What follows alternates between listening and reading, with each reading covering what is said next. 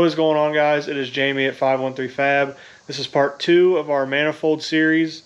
Today we're going to start working on the runners. I'm going to build everything out in these icengineworks blocks. That's what I use for all my manifolds.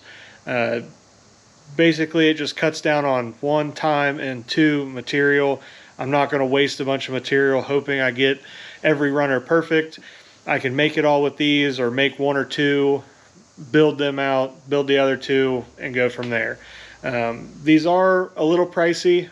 It comes as a full, you can get, I think, different series kits or different stages of kits.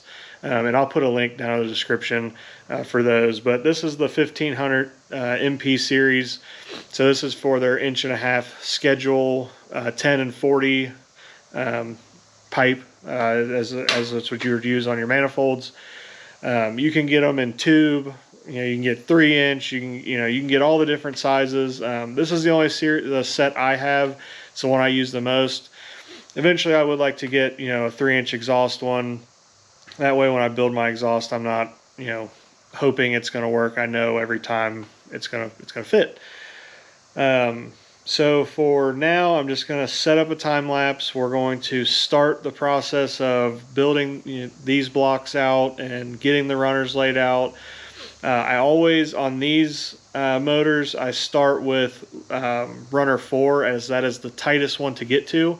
Once we have that one done, we'll just move on down the line and fit them in there. I have a jig that I use for this setup. So this is just a flange I use to mock up all my manifolds. That way I don't put cuts in any of them when I'm cutting them apart. Do everything on this one. The last step, we'll put a fresh flange in there and weld it all up. Have my collector mounted in my jig. I just clamp it on there. That way if I need to move it any little bit, I can. It's not, you should always have a fixed point for your flanges or for your collectors, but with this, if I need to rotate it ever so slightly, I'm able to, but normally once it's lined up in here, it's good to go. So I'm going to start with this runner. So this on these blocks is the oil drain, so this runner has to wrap kind of towards the collector, down, and swoop around, and then mate up to here. And then we'll do number 3. That one just dives down, comes around to this front one. This number 2 kind of runs down, goes to this back part, or back runner on the collector, and then this one kind of swoops down, comes off to the side, gets away from the alternator, and comes right up to the front. So these first 2 to 3 are normally the most difficult on these motors, but I've done a couple of them, so it's pretty easy. And then I also have reference pictures and all that good stuff that I can always go back to.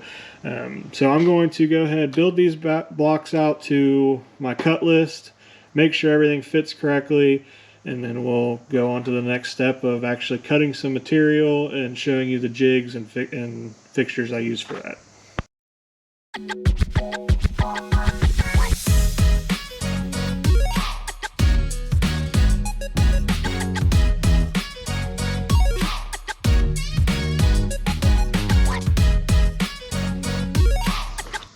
So I got this first one built out.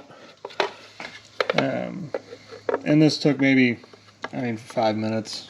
I think I spent more time figuring out how I wanted to do it. But you can kind of see how this works. Plenty of room for the oil drain from the turbo. Keeps everything nice and tight. The other one's got room to wrap around down on the bottom. So I'm gonna keep rocking with this, and I'm gonna build this first one out. So for this, building this out, it's all these short radius ones. It looks like there's 1, 2, 3 short radius ones and a couple pieces out of long radius, and then like 1.5 inch short piece. So the way these work is they all have degrees on them. The arrows, you keep the arrows lined up. That way you know it's in a straight line. So these are a 1/2 inch a piece, and you can actually, you can use, so like this piece would actually fit in there. So that's a 1 inch and then a 1/2 inch.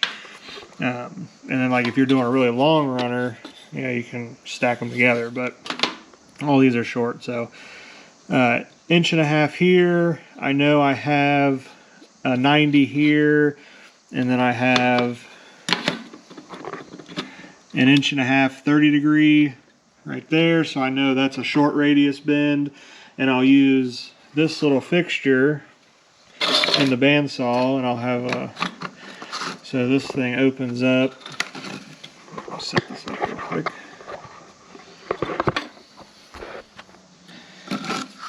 This one's a little tight. I got a buddy that makes these. So basically, that fits down there. And then I can take one of these. This isn't a 30 degree piece, but I can take one of these. And I know that 30 degrees, and it's a, these, this ain't a perfect science. There's, you can buy actual metal jigs, like aluminum jigs for this, but so I know that if I set this in there, butt that up, I can hold that together, tighten these Allen bolts down, and I know this is going to be my 30 degree piece when it falls off, because you take that space up with this in there. So I'm going to clamp this down real quick, throw this in the bandsaw, just do a little quick time lapse of cutting that, and then we'll go from there.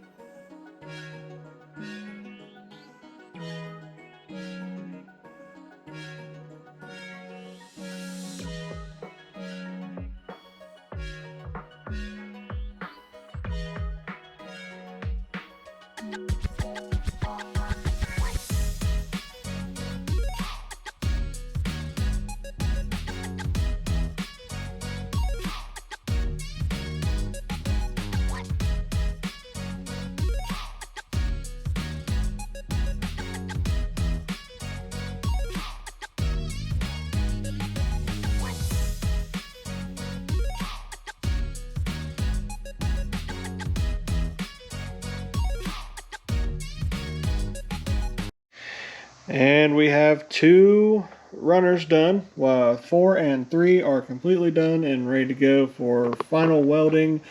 Plan is I'm going to weld these 2 out, and then do these 2, as these are the simplest ones on this whole process. Get those done, get them completely welded. I will cut the collector back off. We're going to finish out the collector completely. And when we do that, we will have our gate placement as well. This gets a 45 millimeter Turbo Smart wastegate, so that will go in this region here by the runners. It will be very tight against the runners and against the head, but the way these are set up, that is the best way to give all the room we can for the 3-inch downpipe.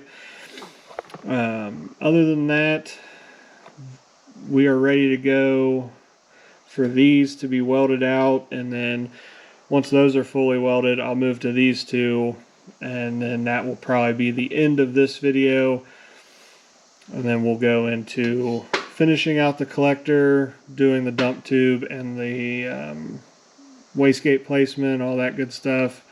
And then that should wrap this build up, and we'll go from there.